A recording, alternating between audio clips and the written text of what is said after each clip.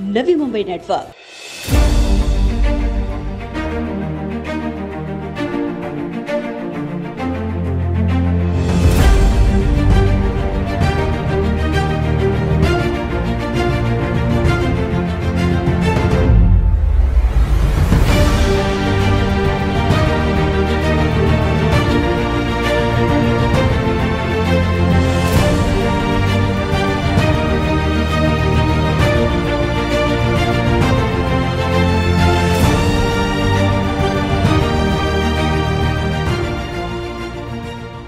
नवी मुंबई में महाराष्ट्र प्रदूषण नियंत्रण मंडल का कार्यालय और इस विभाग के अधिकारी होने के बावजूद ये बड़े ही दुर्भाग्य की बात है कि एसी के कमरों में बैठे अधिकारियों की अनदेखी से आज नवी मुंबई में बढ़ते रासायनिक प्रदूषण के कारण नवी मुंबईकरों का आरोग्य खतरे में आ चुका है। यही कारण है कि एमपीसीबी के अधिकारियों को जगाने और नवी मुंबई के बढ़ते प्रदूषण पर लगाम लगाने के लिए ऐरोली के विधायक गणेश नाइक महाराष्ट्र प्रदूषण नियंत्रण मंडल के कार्यालय पहुंचे, जहां उनके साथ ऐरोली के प्रथम विधायक संदीप नाइक, पूर्व महापौर सागर नाइक, जयवंत सुतार, सुधाकर सुनावने, एमपीसीबी के प्रादेशिक अधिकारी डीबी पाटिल एवं तमाम कोर कमेटी सदस्य मौजूद रहे। इस दौरान अपने विभिन्न मांगों का ज्ञापन सुपुर्द करते हुए गणेश नाइक ने एमपीसीबी के अधिकारियों को रडार पर लेते हुए कहा कि आज एमपीसीबी के अधिकारियों की अनदेखी और लापरवाही के कारण ही औद्योगिक क्षेत्र में स्थित रासायनिक कंपनियों से निकलने वाला रासायनिक द्रव्य और धुआं बिना प्रक्रिया छोड़ा जा रहा है, जिसके चलते नवी मुंबईकरों के आरोग्य पर खतरे के बादल मंडराने लगे हैं। नागरिकों को आज सांस लेना भी मुहाल हो चुका है। गणेश नाइक ने इस बैठक में जिन मुद्दों पर प्रकाश डाला उनमें शामिल है 3 हवा गुणवत्ता मापन यंत्र बंद, बिना प्रक्रिया रासायनिक द्रव्य का नाले में बहाव। गणेश नाइक ने आरोप लगाया कि अनेकों रासायनिक कंपनी बिना प्रक्रिया विभिन्न रंगों के खतरनाक रासायनिक द्रव्य सीधे नाले में छोड़ रही है।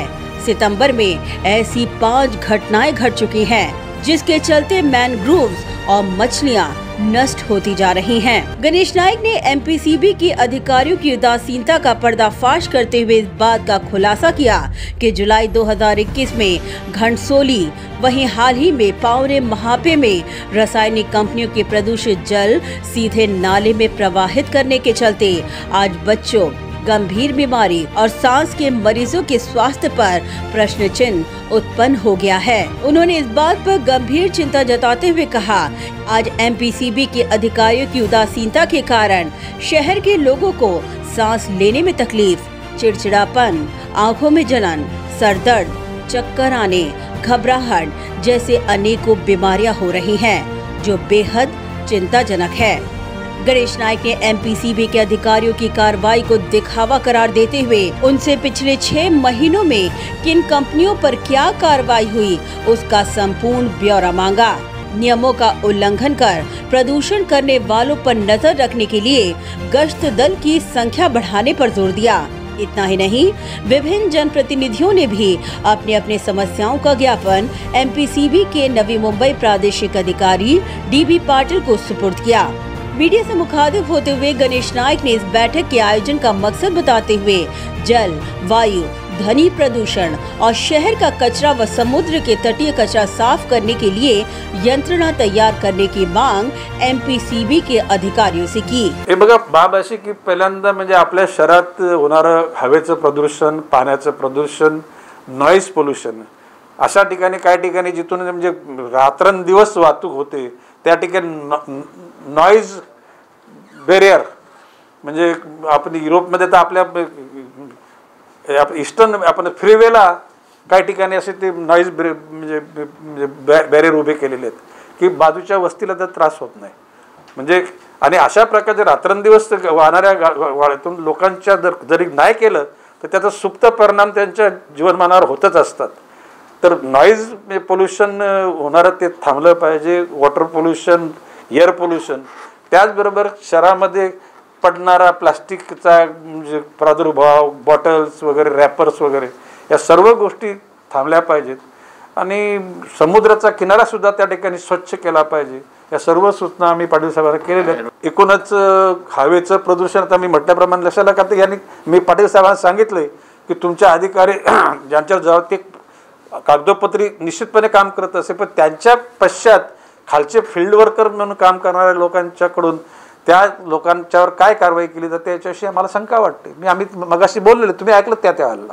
उन्होंने तलोजा में कार्यरत सीईटीपी यंत्रणा की घोर लापरवाही को रडार पर लेते हुए एमपीसीबी के अधिकारियों से मांग की कि प्रदूषण फैलाने वाली सभी इंडस्ट्रीज का लेखा जोखा ले और कार्रवाई करे. माझं म्हणणं की ठाणे बेलापूर इंडस्ट्रीमध्ये एखाद्या वेळेला ज्याला कधी चूक होते त्यावेळेला तलोजाच्या परिसरातून 4 चुका होतात.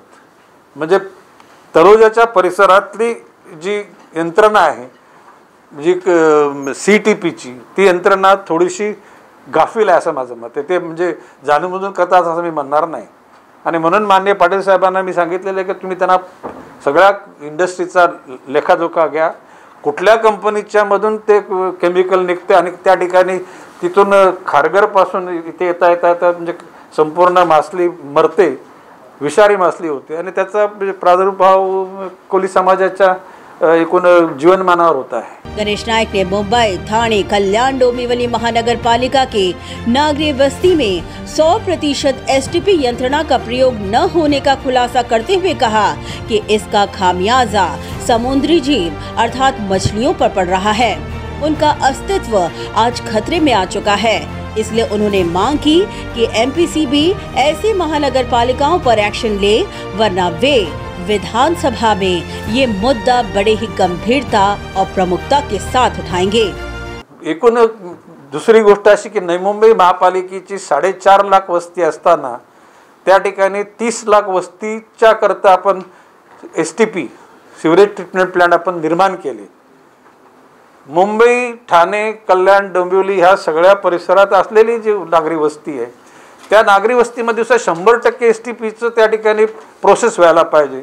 दुर्दैवाने ती होत नाही. म्हणून दशरथ भक्तांनी त्या ठिकाणी लक्ष वेधलेलं आहे की त्याचा परिणाम या ठिकाणच्या खालच्या स्ट्रीममध्ये मासेमारी करणाऱ्या जे कोळी बांधवांवर किंवा मासेमारी करणाऱ्या बांधवांवर त्याचा परिणाम होत आहे. आणि म्हणून सगळ्या अशा चतुरस्र सूचना आम्ही केलेल्या आहेत आणि त्या सूचनाच्या बाबतीमध्ये त्यांना आम्ही सांगितलं तुम्ही तुमच्या वरिष्ठांना कळवा. जर त्यांच्याकडून समजा काय निश्चितपणे निर्णय नाही आला तर या बाबतीमध्ये विधानसभेत प्रश्न निश्चितपणे उपस्थित केला जाईल. वहीं उन्होंने नवी मुंबई के बहुचर्चित ऐरोली खटाई पुल के कारण भविष्य में ध्वनि प्रदूषण होने की संभावनाओं को देखते हुए अभी से इसकी रोकथाम के लिए साउंड बैरियर लगाने की सूचना MSRDC के अधिकारियों को देने की मांग MPCB से की. ऐरोली कटाई मार्गाच्या अनुषंगानं ज्याला त्या मोठ्या प्रमाणामध्ये गाड्या जातील त्यावेळेला तिथे अतिशय नॉईज पोल्युशन होणार आहे. आणि म्हणून ऐरोली ब्रिज ते एकदम बोगद्यामध्ये गेल्यानंतर आणि बोगद्यामधून पुढे गेल्यानंतर सुद्धा कटे ब्रिजच्या त्या ठिकाणी नॉईज बॅरियर त्या ठिकाणी निर्माण करण्याची गरज आहे. आणि तशा प्रकारचे तुम्ही त्या MSRDCला सूचना कराव्यात अशा प्रकारची भूमिका आम्ही मांडलेली आहे. गणेश नायक ने रासायनिक कंपनियों को निशाने पर लेते हुए कहा कि नाले में छोड़े प्रदूषित पानी हीट के कारण रिएक्शन करते हैं और यही कारण है कि उन्होंने इसके लिए नाला विजन की संकल्पना रखी थी. कंपनी के जो मस्ती में जो पोल्यूटेड वाटर जो उसमें चार्ज करते हैं, जैसा वो सूरज के हीट से जैसे वाइब्रेट हो जाता है तो उस इलाके में रहना मुश्किल हो जाता है. आगे चल के ये सब एक जो इंडस्ट्री वाले हैं सब बेजवाबदार है उन पर कार्रवाई करें और ट्रीटेड वाटर उसमें छोड़ा जाए तो प्रॉब्लम नहीं रहेगा.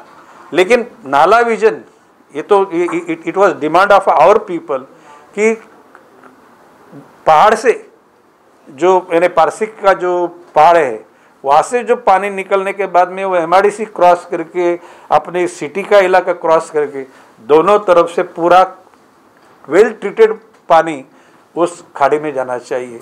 और उसके लिए हम लोगों ने तो प्रस्ताव किया है. डिफर पेमेंट से वो करने की भावना मेरी थी.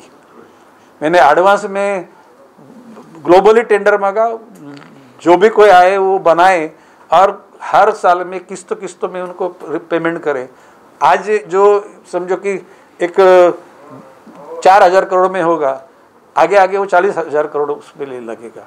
उस पर अपन पक्का सोचेंगे, जरा इलेक्शन होने दो। उन्होंने आगे कहा कि आज की स्थिति को देखते हुए जल्द सिडको, MIDC और प्रदूषण नियंत्रण मंडल की संयुक्त बैठक आयोजित की जाएगी।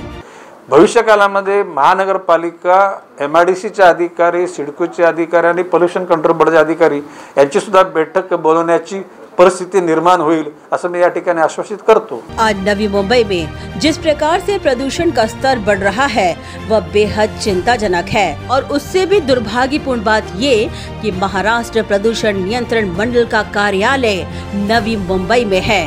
ऐसे में सवाल ये उठ खड़ा होता है कि आखिर MPCB नवी मुंबई करों के लिए अपनी जिम्मेदारियों को कब समझेगी और नवी मुंबई करों के आरोग्य को सुरक्षित रखने के लिए सख्त से सख्त कदम कब उठाएगी। Bureau report, नवीमुंबई network. Do you aspire to upgrade your living? With Arihant Advika, Sector 9, Vashi. Upgrade to iconic residential tower